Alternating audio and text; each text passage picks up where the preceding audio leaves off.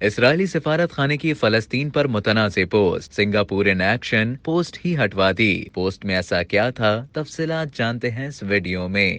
Singapore حکومت نے اسرائیلی سفارت خانے کی جانب سے فلسطین سے متعلق ایک مکمل طور پر ناقابل قبول فیس بک پوسٹ ہٹوا دی۔ خیال رہے کہ اتوار 24 مارچ کو اسرائیلی سفارت خانے کے آفیشیل فیس بک اکاؤنٹ نے ایک پوسٹ لگائی جس میں قرآن کے اندر اسرائیل اور فلسطین کے تذکروں کا موازنہ کیا گیا تھا۔ اس پوسٹ میں کہا گیا تھا کہ قرآن میں اسرائیل کا ذکر 43 بار آیا ہے جبکہ فلسطین کا ایک بار بھی ذکر نہیں کیا گیا۔ پوسٹ میں یہ بھی دعویٰ کیا گیا کہ آثار قدیمہ کے ثبوت، نقشے، دستاویزات، سکے اسرائیل کی سرزمین کو یہودیوں سے جوڑتے ہیں۔ سنگاپور کے وزیر قانون اور داخلہ شنموگم نے پوسٹ کو ناقابل قبول قرار دیتے ہوئے کہا کہ جب انہیں اس پوسٹ کے بارے میں پتا چلا تو وہ بہت پریشان ہوئے۔ انہوں نے کہا کہ وزارت داخلہ نے وزارت خارجہ کو مطلع کیا جس نے اسرائیلی سفارت خانے کو کہا کہ اس پوسٹ کو فوری طور پر ہٹایا جانا چاہیے۔ چنانچہ پوسٹ اسی روز ڈیلیٹ کر دی گئی۔ سنگاپور کے وزیر نے کہا کہ یہ پوسٹ کئی طرح سے غلط تھی۔ سب سے پہلے یہ غیر حساس اور نامناسب ہے۔ انہوں نے مزید کہا کہ اس سے سنگاپور میں ہماری سیکیورٹی، سلامتی اور ہم آہنگی کو نقصان پہنچنے کا خطرہ ہے۔ اس بات کی نشاندہی کرتے ہوئے کہ سنگاپور میں یہودیوں کو اپنی حفاظت اور سلامتی پر بہت تشویش ہے، انہوں نے کہا کہ اس طرح کی پوسٹ کشیدگی کو بھڑکا سکتی ہیں اور یہاں یہودی برادری کو خطرے میں ڈال سکتی ہیں۔ وزیر قانون نے کہا کہ پوسٹ سے غصہ ممکنہ طور پر ملک میں پھیل سکتا ہے۔ شنموگم نے کہا کہ سنگاپور کی حکومت نے فیس بک پوسٹ سے متعلق اسرائیلی سفارت خانے کو بہت واضح طور پر اپنے خیالات سے آگاہ کیا ہے۔ انہوں نے کہا کہ سیاسی نقطہ نظر پیش کرنے کے لیے منتخب طور پر مذہبی کتابوں کی طرف اشارہ کرنا غلط ہے۔ موجودہ صورتحال میں اسرائیلی سفارت خانے کا اس مقصد کے لیے قرآن کا استعمال اس سے بھی بدتر بات ہے۔ انہوں نے اس پوسٹ کو